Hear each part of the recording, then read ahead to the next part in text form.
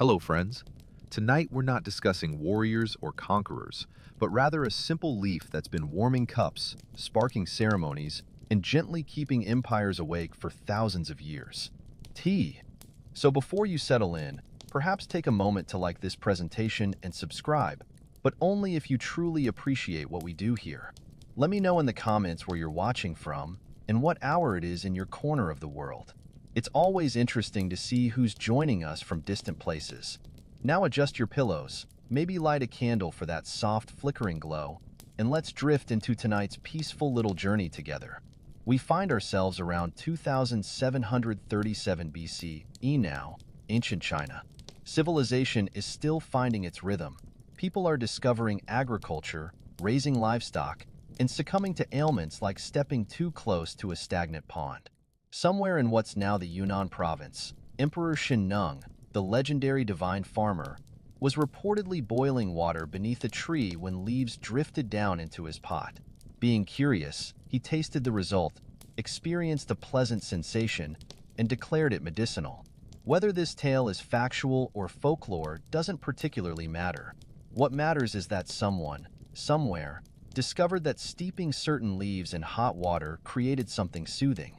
Archaeological evidence suggests tea cultivation began in these early dynasties, with leaves harvested, dried, and stored for later use. At first, tea wasn't about relaxation or ceremony. It was practical. The Chinese believed it aided digestion, cleared the mind, and balanced the body's natural energies. Monks drank it to stay alert during meditation. Farmers consumed it to endure long days in the fields. It was nature's quiet companion, asking for nothing except hot water and patience. Picture being among the first humans to drink it intentionally. No tradition to follow, no ritual to observe, just you, hot water, and a strange green leaf that somehow made everything feel calmer. Early users probably didn't think they were starting a global phenomenon. They thought the plant helped them think more clearly, and from that simple observation, the legend quietly grew. So before the word tea even existed in most languages, this humble leaf had already found its way into human routine. It discovered the one species thoughtful enough to cultivate it, honor it, regulate it, and drink it, sometimes all in the same century. Humanity, meet your oldest warm beverage.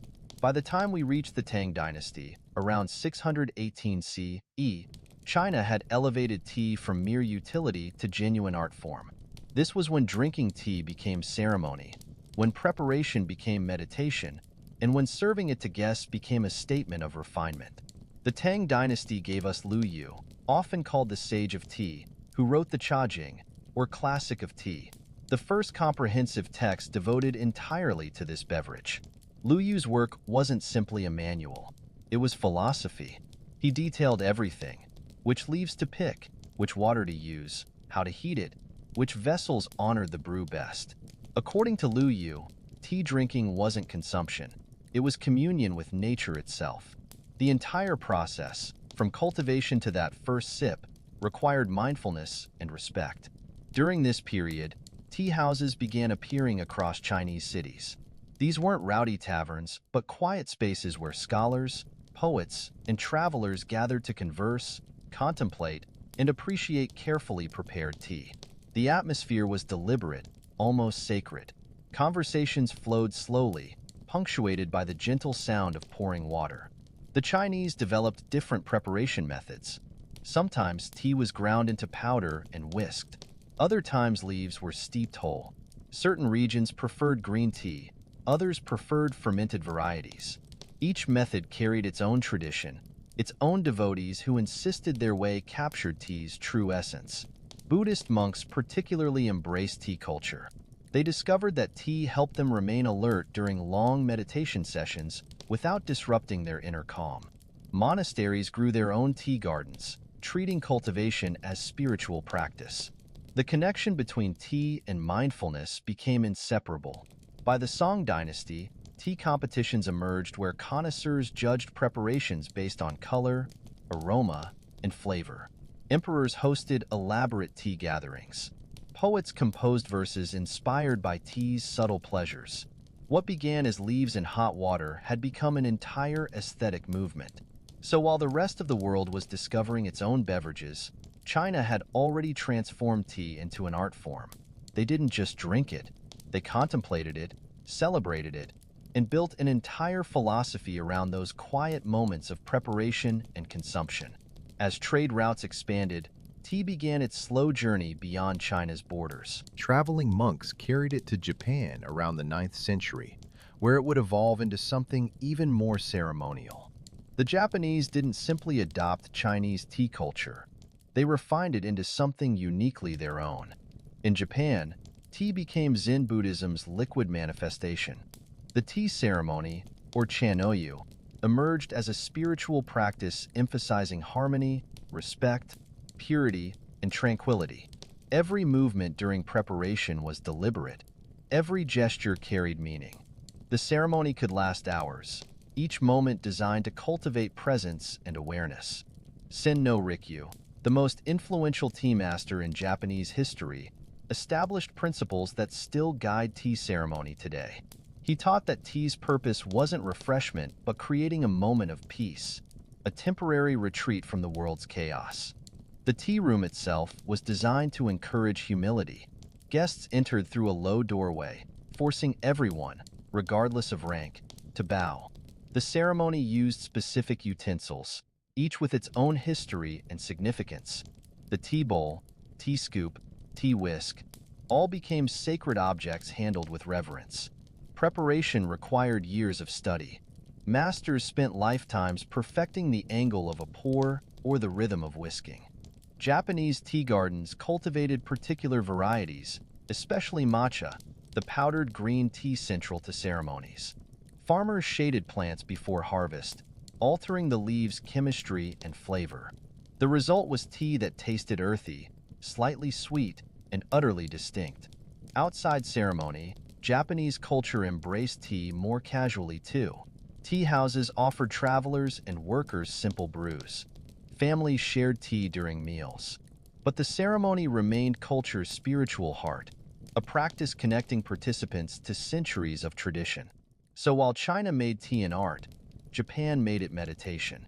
They transformed those leaves and water into a path toward inner stillness, a ritual reminding practitioners that every small action, when done with attention, becomes sacred. Meanwhile, far to the west, tea remained largely unknown. Europe consumed wine, beer, and eventually coffee, but tea stayed an Eastern secret. That changed in the 17th century when Portuguese and Dutch traders began bringing tea to European ports. Initially, Europeans didn't know what to make of it. This strange, dried leaf that required precise preparation seemed unnecessarily complicated compared to simply opening a wine bottle. But curiosity won. Aristocrats began experimenting, and slowly, tea found its audience. England's relationship with tea began tentatively. When Catherine of Braganza, a Portuguese princess, married King Charles II in 1662, she brought her tea-drinking habit to the English court. What started as royal novelty gradually spread to nobility, then to merchants, and eventually to common households.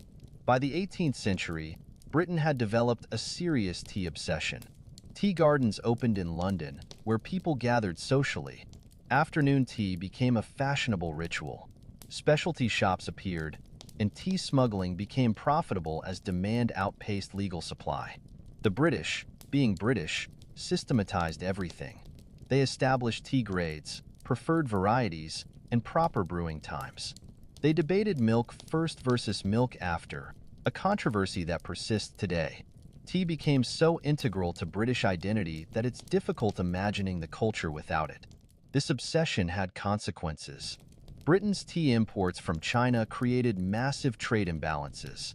To address this, the British began exporting opium to China, leading to the devastating Opium Wars.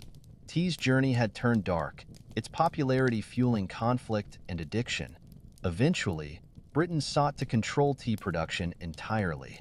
They established plantations in India and Ceylon, now Sri Lanka, bringing both agricultural expertise and colonial exploitation. Indian tea, particularly from Assam and Darjeeling, became world-renowned, though though this success came at tremendous human cost. Tea plantations relied on brutal labor practices. Workers endured harsh conditions for minimal pay. The industry's expansion displaced communities and disrupted ecosystems. The warm beverage served in elegant British parlors had origins soaked in suffering. Yet tea continued spreading. Russia developed its own tea culture, complete with samovars. Middle Eastern countries blended tea with mint and sugar. Each culture adapted tea to its own preferences, creating new traditions around this ancient leaf. By the 19th century, tea had completed its global journey. From Chinese mountains to Japanese temples, to British drawing rooms to Indian plantations, tea had become truly universal. Different preparation methods, different ceremonies, different meanings, but always that same fundamental experience: leaves, water, heat, and time. As industrialization transformed the 19th and 20th centuries, tea adapted again. Tea bags appeared, making preparation faster and simpler. Iced tea became popular in warmer climates. Instant tea powders emerged for ultimate convenience. Purists lamented these developments, but tea's accessibility expanded. Tea companies became massive enterprises. Brands like Lipton and Twinings reached global markets. Grocery store shelves filled with countless varieties: black, green, white, oolong, herbal infusions. Tea had become simultaneously ancient tradition and modern commodity. World War II saw tea's importance reach new heights. British soldiers received tea rations. The beverage became a symbol of normalcy amid chaos, a small comfort during dark times. The phrase, "keep calm and carry on," might as well have included "with a cup of tea." In recent decades, tea culture has evolved yet again. Specialty tea shops offer artisanal varieties. Tea sommeliers guide tastings like wine experts. Bubble tea introduced younger generations to tea through sweetened, playful interpretations. Health-conscious consumers embrace green tea's antioxidants. Yet despite modernization, tea's essential nature remains unchanged. It's still just leaves and water, still requires patience, still offers a moment of pause in our accelerated world. Whether prepared in an elaborate Japanese ceremony or quickly dunked in a mug at your desk, tea provides the same basic service it did thousands of years ago: a warm, gentle companion for thinking, resting, or simply being. Today, tea is the world's most consumed beverage after water. Billions of people begin their mornings with it.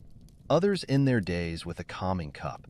It transcends cultures, climates, and classes. From Chinese emperors to British factory workers to modern office employees, tea has touched nearly everyone. And perhaps that's tea's greatest achievement. Not its ceremonies or its history, but its quiet universality. It asks little and offers much.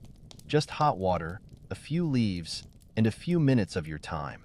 In return, it provides warmth, comfort, and a reminder to slow down. So as we drift toward the end of tonight's journey, consider tea's remarkable path. From accidental discovery to spiritual practice to global phenomenon, this humble leaf has witnessed empires rise and fall, philosophies emerge and fade, and millions of human moments, both monumental and mundane. Tea survived because it adapted while remaining essentially itself. It crossed oceans and centuries, changed cultures yet preserved its core simplicity.